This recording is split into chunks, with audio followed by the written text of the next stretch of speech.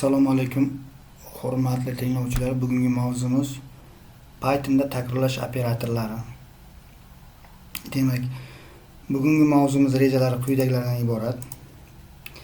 Demak, takrorlash operatorlari haqida tushuncha: for operatori, range funksiyasi, while operatori.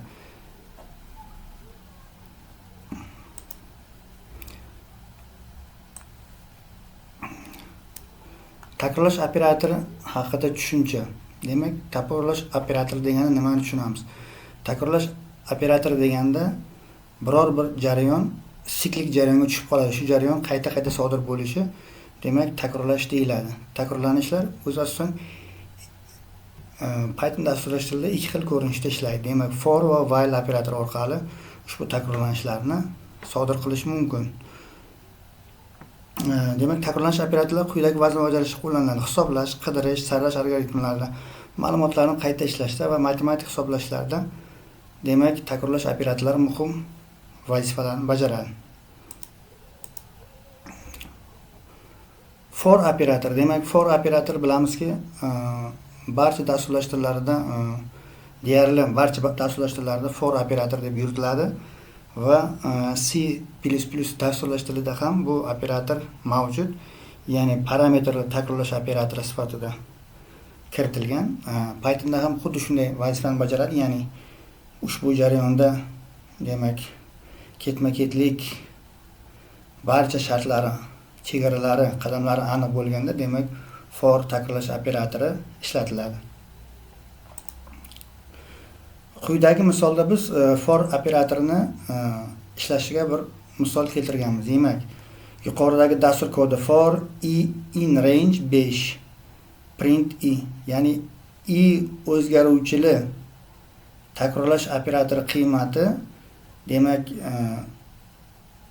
range funksiyasi 5 gacha bo'lgan qiymatni qabul qiladi. Ya'ni o'sha qadamma-qadam bittaga orttirish evaziga, ya'ni boshlang'ich qadam berilmaganligi uchun 0 dan boshlab bittaga orttirish amalga oshiriladi va 0 dan 5 gacha bo'lgan, 5 kirmaydi, 4 gacha, 0 dan 4 gacha bo'lgan barcha qiymatlarni ekranga chiqarish dasturini ko'rishingiz mumkin. Keyingisi, demak, 1 dan 10 gacha bo'lgan sonlarni ekranga chiqarish dasturi quyidagi ko'rinishga ega bo'ladi: for in range 1 dan 10 gacha print ya'ni i qiymatlarini ekranga chiqarsin. Ushbu holatni ko'rib turibsiz, 1 dan 10 gacha bo'lgan qiymatlarni ekranda ustun shaklda chiqarib berdim. Keyingi misol, demak, for in range demak, 2 dan 21 gacha bo'lgan sonlarni 2 qadam bilan barcha elementlarni chiqarish kerak. Ya'ni boshlang'ich qiymati 2 ga teng. Demak, 20 gacha bo'lgan, 2 dan 20 gacha bo'lgan sonlarni barchasini 2 qo'shish evaziga elementlarni hosil qilib beradi. 2, 4, 6, 8, 10, 12, 14, 16, 18, 20 ko'rinishida qiymatlarni ko'rishingiz mumkin. Range funksiyasi bu takrorlashning eng muhim funksiyasi hisoblanadi. Range yuqorida aytib o'tganimizdek, demak, boshlang'ich qiymat berilgan bo'lsa, demak, bu start boshlanish qiymati nechidan boshlanishligini, stop demak, oxirgi chegarasini bildiradi va step bu qadam. Ya'ni har bitta jarayondan keyin unga qanday element qo'shilishi kerak, o'sha qadamni bildiradi. While operatori shart rost bo'lguncha ishlaydi. Ya'ni bu shartni oldin tekshiradigan takrorlash operatori hisoblanadi. Takrorlash operatori misol qilib quyidagi misolni keltirish mumkin. I teng 1 gacha, demak, while i kichik yoki teng 5 gacha print ya'ni to 5 ga teng bo'lgan qiymatgacha bitta qiymat orttirish bilan ekranga, demak, nima qiladi? Natijalarni chiqarish vazifasi bajariladi.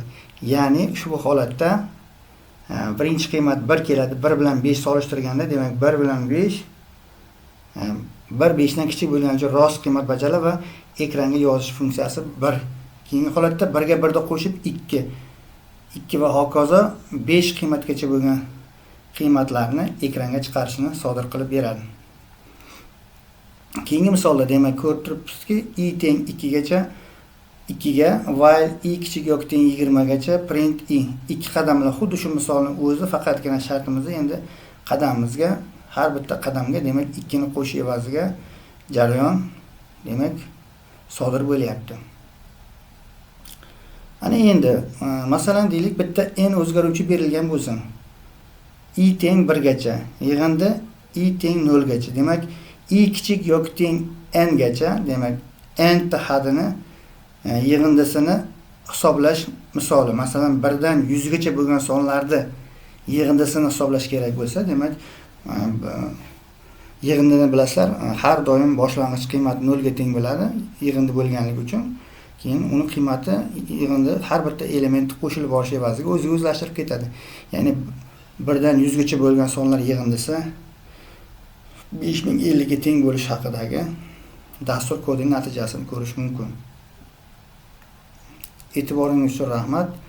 Ushbu takrorlash operatorlaridan yana uyda mustaqil ravishda foydalanishlaringiz mumkin. Masalan, ushbu darsda ko'rsatilgan misollarni va siklik jarayonlarni hosil qiladigan jarayonlarni ushbu takrorlash operatori orqali ishlashga keladigan misollarni mustaqil ishlab taqdim qilishingiz mumkin. E'tiboringiz uchun rahmat.